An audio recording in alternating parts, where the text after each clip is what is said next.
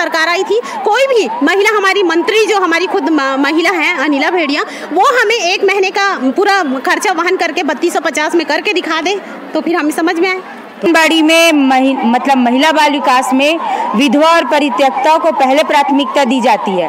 और आप सोच सकते हो कि विधवा परित्यक्ता के यहाँ कोई पुरुष वर्ग नहीं होता है, और आप सहायिकाओं को बोलोगे तो 3250 रुपये दिया जाता है। आज सिलेंडर 1100 रुपये है, तेल अन्य राज्यों में हमारे मानदेय हैं 12,000 के। आप तेलंगाना में जाइए 13,500 रुपये, केरल में जाइए 13,000। क्या वहाँ की राज्य सरकार वही काम वो लोग भी करते हैं, वही काम राज्य सरकार में हम लोग भी करते हैं? तो उनके साथ आप कंपेयर करिए। वो जब नमस्कार, मैं इम्तियाज और आप देख रहे हैं द बोल इंडिया।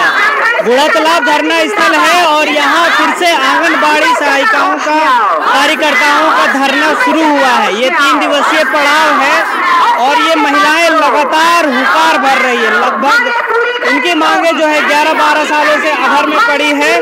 अब हम इनसे जानने का प्रयास करेंगे कि किस प्रकार से इनकी मांगे जो अधर में पड़ी हुई है और इनका क्या मांग है। आप नाम बताइए, और पिछले बार भी आप लोग 3 दिन के लिए धरना दिए थे, फिर आप धरना के लिए आए हैं। आप कितने दिनों के लिए इस धरना में आए हैं और आगे क्या रहेगा? मेरा नाम श्रीमती प्रतिमा गजबी है, मैं रायपुर सचिव हूँ। हम लोगों ने पिछली बार 2 दिन का महापड़ाव किया था, जिसमें पूरे प्रदेश भर की हमारी 75,000 80,000 बहनें, हमारी कार्यकर्ता सहायिकाएं यही बूढ़ा तालाब में दिन और रात महापड़ाव में आकर के बैठी थी। और आज फिर हम लोग 9-10 आज फिर 3 दिन का हम लोग फिर से ध्यान आकर्षण यहाँ पर आकर के 2 दिन हम लोग का जिला स्तरीय रहेगा और लास्ट डे में पूरा प्रांत स्तरीय यहाँ पर फिर से ध्यान आकर्षण धरना कर रहे हैं, ताकि ये जो सोई हुई सरकार है, जो गूंगी, बहरी और अंधी सरकार है, उन लोगों को दिखाई दे और समझ में आए कि हम महिला बाल विकास की इतनी बड़ी संख्या में हम महिलाएं बूढ़ा तालाब में तपती हुई दोपहरी 48 डिग्री के टेम्परेचर में हम लोग यहाँ पर आके बैठे हुए थे।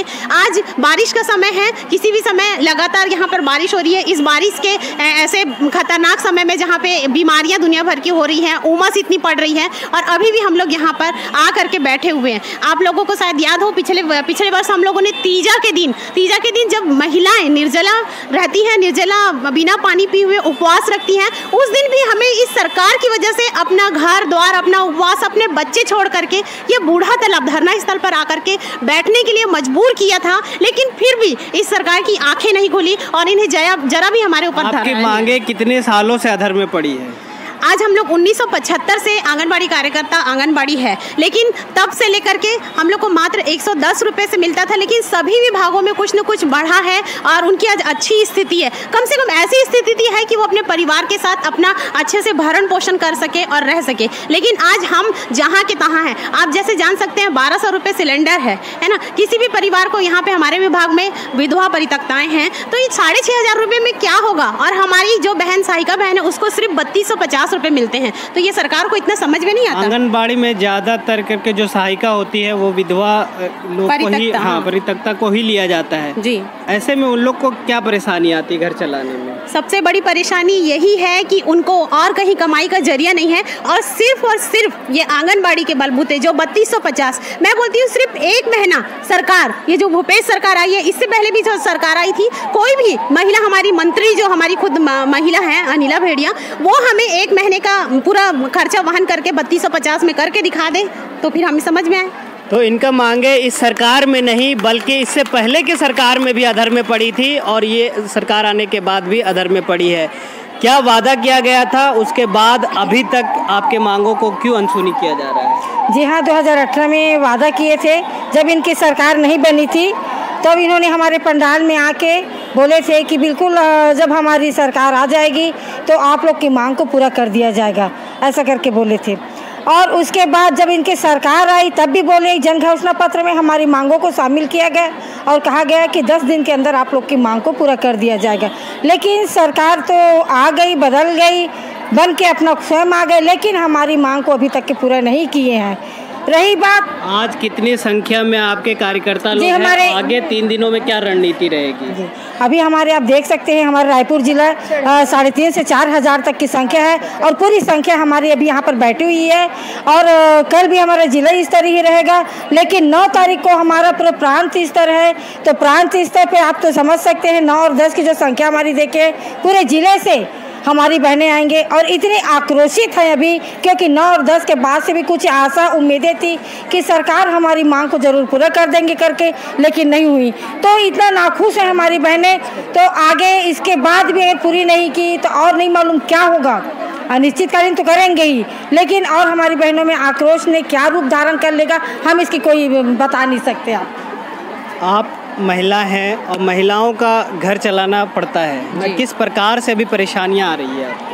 बिल्कुल महिला 6,500 रुपया मिलता है, अन्य राज्यों जैसे एमपी में इसी का 11-12 हज़ार रुपया मिलता है, तो किस प्रकार से आप? नहीं, तो ये सबसे बड़ी बात है कि आंगनबाड़ी में मतलब महिला बाल विकास में विधवा और परित्यक्ता को पहले प्राथमिकता दी जाती है। और आप सोच सकते हो कि विधवा परित्यक्ता के यहाँ कोई पुरुष वर्ग नहीं होता है और आप सहायिकाओं को बोलोगे तो 3,250 रुपये दिया जाता है। आज सिलेंडर 1,100 रुपया है, तेल का कीमत 120 रुपया है, मतलब सब्जी की कीमतें बढ़ रही है। वैसे ही हमारी दाल खरीद कर नहीं खा सकते। तो इन सब चीज़ों को आप साधारण से हम लोग जाएंगे लेने के लिए, अगर बाजार में तो 3,000 रुपया वैसी राशन भी नहीं आएगा और पैसे खत्म हो जाएंगे। उसमें वो सहायिका बहन अपने पूरे परिवार को कैसे पालती होगी वो आप खुद सोच सकते हो। तो कहीं ना कहीं ये जो आक्रोश है और जो बार बार आंगनबाड़ी उतर के आंदोलन करती है, तो ये उसी का कारण है कि उनका घर नहीं चल रहा है। 6,500 और 3,000 में उनका पेट नहीं भर रहा है, वो अपने बच्चों को अच्छी शिक्षा नहीं दे पा रहे हैं,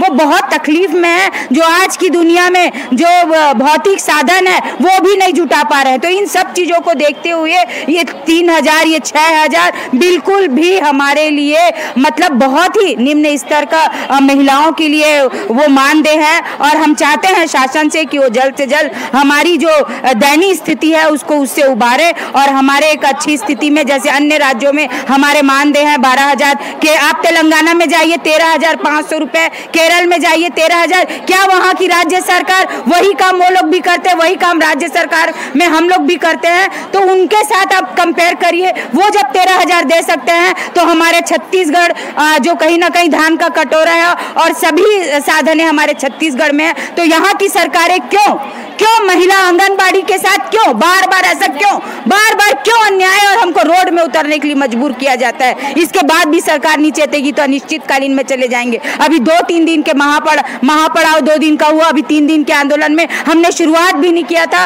और हमारी बहनों को रोकना शुरू कर दिया। जब आपको इतनी तकलीफें होती है तो बिल्कुल हमारी मांगों को पूरा करिए, आप सामने आइए और हमारी मांगों पर सहमति बनाइए और दीजिए, तो बैठ के बात तो कीजिए। माननीय मुख्यमंत्री जी अनिला भेड़िया से आग्रह है हमारा कि हमसे बैठ के बात करें और हमारी मांगों को जल्द पूरा करें। तो इनका सिंपल सा मांग है कि कलेक्ट्रेट दर इनको मिले और ये आप भी सोच सकते हैं कि 3,200 और 6,500 में घर चलाना कितना मुश्किल होता होगा। और ख़ासकर उन महिलाओं को जिनको आप प्राथमिकता देते हैं, प्राथमिकता इसलिए देते हैं कि वो विधवा हो चुकी है, बेहोश हो गई बोल रही, लेकिन उनको इस 3,200 रुपया में किस प्रकार से घर चलाएंगे ये भी सोचने का विषय है। अगर किसी तरह से 11 सालों से अगर इनका मांग अधर में पड़ा है, अगर मौजूदा सरकार इनके मांगों को सुनती है तो ये अच्छा होगा। आप देखते रहे द बोल इंडिया, मैं हूँ इम्तियाज़।